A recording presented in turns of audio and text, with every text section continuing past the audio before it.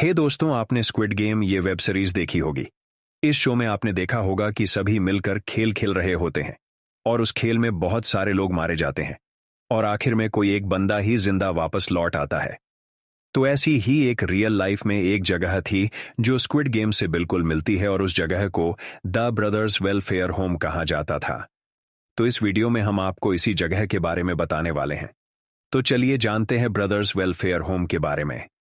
दक्षिण कोरिया के बुसान शहर में स्थित ब्रदर्स होम 1970 और 1980 के दशकों में एक कुख्यात संस्थान था, जिसे आधिकारिक रूप से एक कल्याण केंद्र के रूप में स्थापित किया गया था। हालांकि वास्तविकता में यह एक ऐसा स्थान था जहां गंभीर मानवाधिकार उल्लंघन हुए और इसे कोरियाई मीडिया में कोरिया का ऑशविट्ज कहा गया है।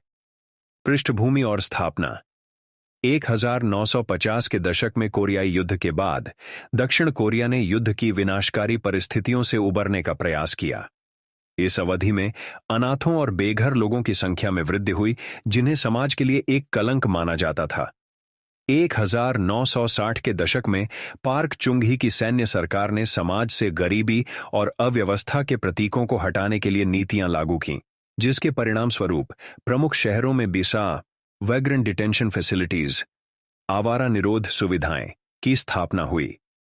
ब्रदर्स होम की स्थापना 1960 में एक अनाथालय के रूप में हुई, लेकिन 1970 के दशक की शुरुआत में यह बेघर लोगों के लिए एक आवासीय सुविधा बन गई। 1975 में बुसान शहर ने इसके संचालन की जिम्मेदारी पार्क इन ग्यून को सौंपी, जो एक सेवानिवृत्त सैन्य अधिकारी और स्वयंभू ईसाई समाज सेवी थे।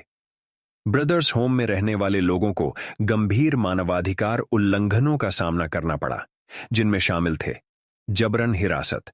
पुलिस और स्थानीय अधिकारियों ने सड़कों से लोगों को पकड़कर इस सुविधा में भेजा, जिनमें कई बार निर्दोष नागरिक भी शामिल थे। शारीरिक और मानसिक उत्पीड़न, नियमित रूप से हिंसा, दुर्व्यवहार और यौन शोषण की घटनाएं होती थीं, जिससे कई निवासियों की मृत्यु हो गई। वर्तमान में पुष्टि की गई मौतों की संख्या 657 है। बाल शोषण और अवैध गोद लेना, बच्चों को अवैध रूप से गोद लेने के लिए बेचा गया, जिससे कई परिवार बिछड़ गए। मजबूर श्रम, निवासियों से बिना वेतन के कठिन श्रम कराया जाता था, जिससे उनकी स्थिति और दयनीय हो गई।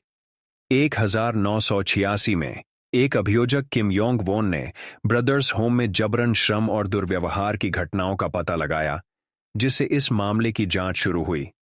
हालांकि सरकारी दबाव के कारण जांच अधूरी रही और पीड़ितों को न्याय नहीं मिल सका।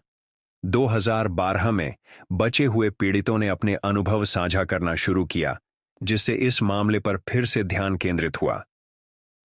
2022 में दक्षिण कोरिया के ट्रुथ एंड रिकंसिलिएशन कमीशन ने आधिकारिक रूप से राज्य की जिम्मेदारी स्वीकार की और पीड़ितों के लिए मुआवजे और पुनर्वास की सिफारिश की। ब्रदर्स होम की घटनाओं ने दक्षिण कोरियाई समाज में संस्थागत दुर्व्यवहार और मानवाधिकार उल्लंघनों के प्रति जागरूकता बढ़ाई है। हालांकि कई पीड़ित आज भी न्याय और मुआवजे की प्रतीक्षा कर रहे हैं।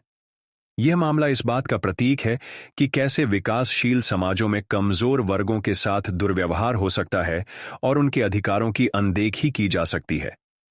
तो आपने देखा ब्रदर्स होम के बारे में।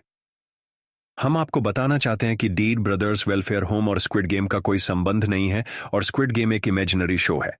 और इस तरह के और वीडियोस देखने के लिए आप हमारे चैनल को सब्सक्राइब करें और बेल आइकॉन को ऑन करें, जिससे आपको हमारे आने वाली वीडियोस देखने को मिलेगी।